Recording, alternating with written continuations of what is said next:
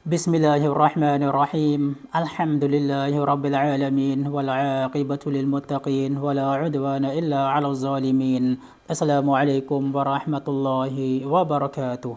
الحمد لله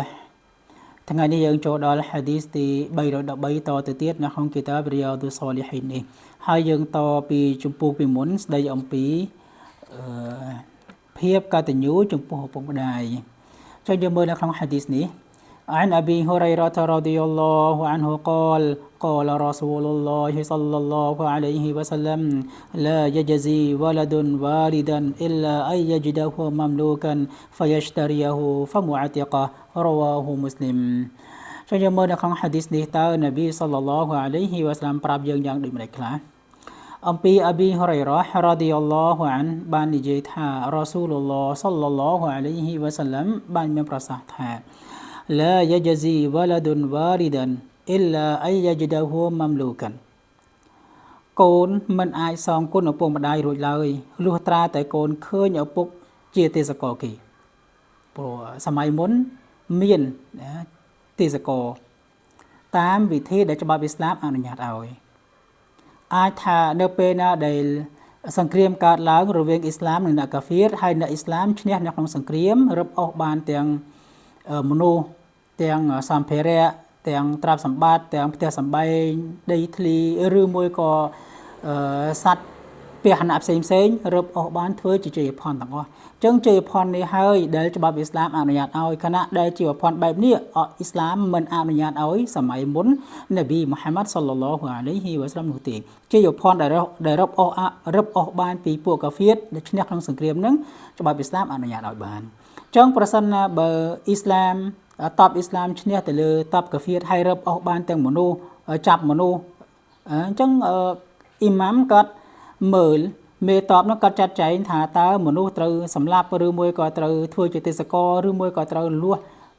ជាលុយកាក់មកវិញឬក៏ប្រឡែងទៅវិញដោយមិន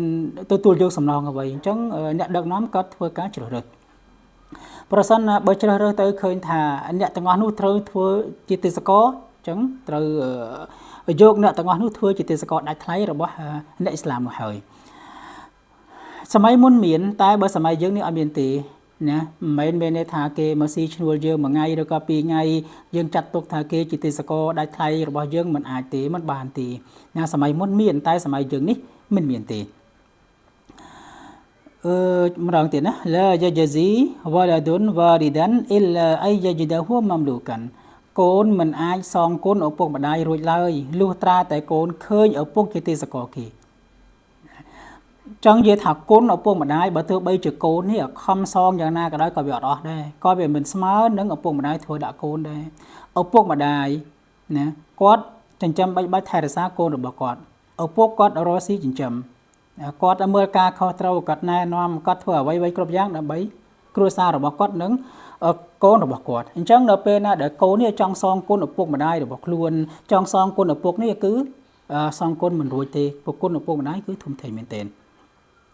កន្លែងនេះនប៊ីប្រាប់អ៊ីឡាអៃយ៉ាជីដាហ៊ូម៉ាំលូកានលុះត្រាតែកូនឃើញឪពុកជាទេសករគេឧទាហរណ៍ថាបើឪពុករបស់ខ្លួនជាទេសករណាមិនអាចនឹងធ្វើអ្វីបានដោយខ្លួនឯងទេព្រោះទេសករធ្វើសម្រាប់ចៅហ្វាយនាយរបស់ខ្លួនអ្វីគ្រប់យ៉ាងគឺសម្រាប់ចៅហ្វាយនាយទាំងអស់រកស៊ីក៏ដោយធ្វើការងារក៏ដោយគឺសម្រាប់ចៅហ្វាយនាយទាំងអស់មិនមែនរកស៊ីដើម្បីយកមកទុកខ្លួនឯងអត់ទេព្រោះធ្វើការឲ្យចៅហ្វាយនាយរបស់ខ្លួន فيشتريه فيعتقه រួចក៏ទិញហើយដោះលែងឲ្យមានសិទ្ធិសេរីភាពមានន័យថាប្រសិនបើកូនឃើញឪពុកស្ថិតនៅក្នុងស្ថានភាពបែបនេះណាចង់ធ្វើល្អដល់ឪពុករបស់ខ្លួនប្រសិនបើមានលុយទិញឪពុកណាទិញពីចៅហ្វាយនាយឧទាហរណ៍តែបើចៅហ្វាយគាត់លក់ទេសករដែលជាឪពុករបស់ខ្លួនចំនួនប្រមាណឧទាហរណ៍តែចំនួនប៉ុណ្នេះឬក៏ប៉ុណ្នោះទៅអញ្ចឹងនៅពេលណាដែលកូនគាត់មានលទ្ធភាពទិញឪពុករបស់គាត់ហើយដោះលែងឪពុកឲ្យមានសិទ្ធិសេរីភាពនោះបានកូនសងកូនឪពុកម្ដាយរួចបានកូនគាត់ចង់និយាយថាកូនឪពុកម្ដាយវាធំធ្វើយ៉ាងណាក៏អត់រួចដែរណាក៏មិនស្មើនឹងគុណឪពុកម្ដាយចំពោះកូនដែរអញ្ចឹងតើតែកូននេះឃើញឪពុកម្ដាយរបស់ខ្លួនជាទេសកររបស់គេហើយដោះលែងឲ្យមានសិទ្ធិសេរីភាពអាហ្នឹងបានគាត់សងគុណឪពុករបស់គាត់រួចហើយនឹងប្រសិនបើឪពុករបស់គាត់ជាទេសករនៅក្នុងសម័យមុនមានដូចនិយាយមិញចឹង ចឹងក្នុង hadith នេះបង្ហាញថាយើងត្រូវតែធ្វើល្អដាក់ឪពុករបស់យើងម្ដាយរបស់យើងពីព្រោះគាត់មានតួនាទីថែរក្សាចិញ្ចឹមបីបាច់យើងជាកូនរបស់គាត់ឪពុកដូចនិយាយមិនចឹងគាត់រកស៊ី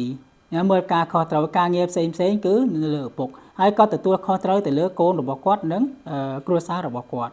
ឯម្ដាយក៏អញ្ចឹងដែរគាត់មានតួនាទីមើលការខុសត្រូវទៅលើកូនរបស់គាត់ទៅលើសមាជិកណាដែលក្រោមអាវ៉ាតរបស់គាត់ដែរអញ្ចឹងកូនត្រូវតែធ្វើល្អដាក់ឪពុកម្ដាយរបស់ខ្លួនឪពុកម្ដាយធម្មតាមិនចង់ឲ្យកូនអាក្រក់ទេណាចង់ឲ្យតែកូនល្អចង់ឲ្យតែកូននឹង